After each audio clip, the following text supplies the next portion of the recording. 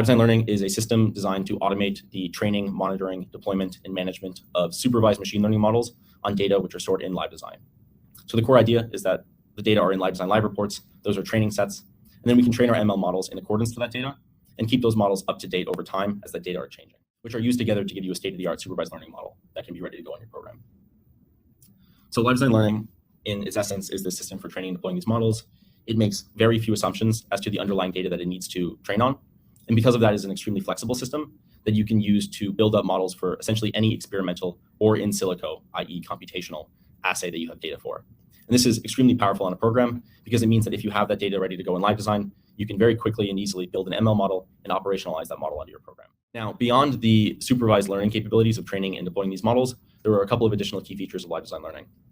One that I want to highlight is a transfer learning protocol, which allows models to share information so that we can leverage the correlations across different assays. The system also has interpretable machine learning, which I'm showing over here on the bottom right-hand side, where we have an atom-level attribution that highlights which particular atoms in a structure are responsible for increasing or decreasing the response value that comes out of our ML models. This system is extremely scalable, allows scalability both on training and on inference, giving users the ability to make low enough latency predictions that they can draw compounds and get back machine learning results, but also make very high throughput predictions over large collections of compounds to, for example, screen libraries in the hundreds of thousands or millions of compounds. To make a training set in LiveDesign Learning, we need to first create our live report. And we can do this with any of the collections of filters, filtering by substructure, filtering by property values, et cetera. And this lets users tune their training sets to only include the series or chemistry of interest to them. Our goal here is to support multiple different training sets, even for the same property, so that users can experiment with which inclusions of different types of chemistry, data set sizes, diversity, et cetera, lead to the best downstream ML models. Now, I want to do a quick walkthrough through the UI, but this is just going to be a high-level overview. There will be a couple of points here that I'm not going to have time to get to. Essentially, the top control dictates the rest of these plots. We have here up top a time slider showing us different points at which this model was trained over time. And this updates the variety of metrics and plots that we've seen down below. Up top, we also have the ability to filter down the particular data sets that we care about based on tags in order to organize these live reports and to section them off. Like I mentioned, the system has automated transfer learning, and this happens in the background by creating analogs to every model that includes transfer learning across different endpoints. We can toggle this in the top, and that updates our plots again.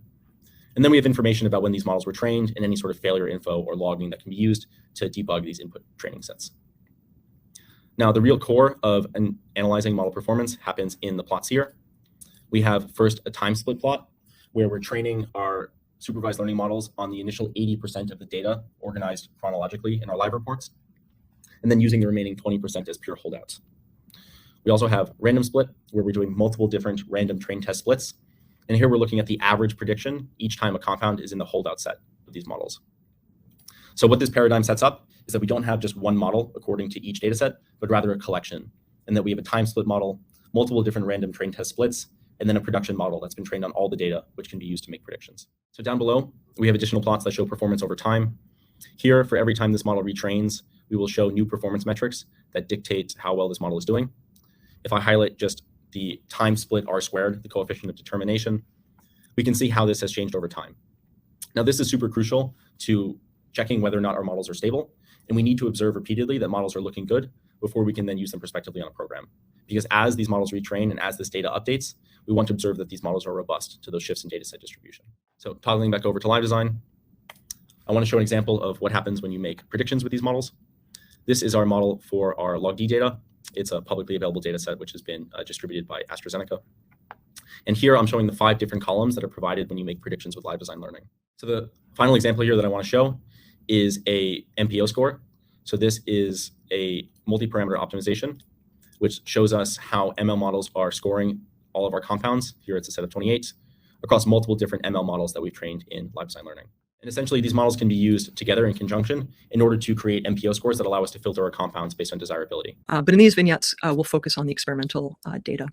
In all of these examples, we've trained machine learning models through the LiveDesign Learning interface that Zach has just showed, and we go through that workflow that he walked us through in the demo collating live reports that have the data that we want, training the models based on that data in the LiveDesign Learning infrastructure, and then having predictions populating our live reports so that team members can get feedback in real time on the quality of the designs that they've sketched in or an enumeration that we've just run. In this case, we use the LiveDesign Learning interface and the time split predictions that Zach showed us.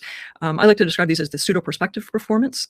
So for example, if we had trained the machine learning model 3 months ago and then used that model to prioritize compounds that were then not included in the training set data, so true holdout set data, what's the quality of the predictions that we would have enjoyed? So in this particular case, I was tracking the versioning. So we have a version 1 when the models were first trained, March 30th.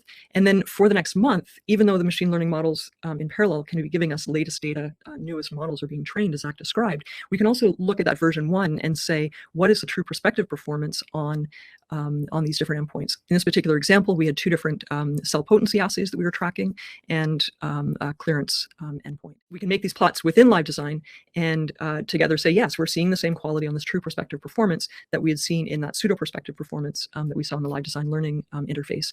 This gives us more confidence then to lean on these models in our decision-making going forward.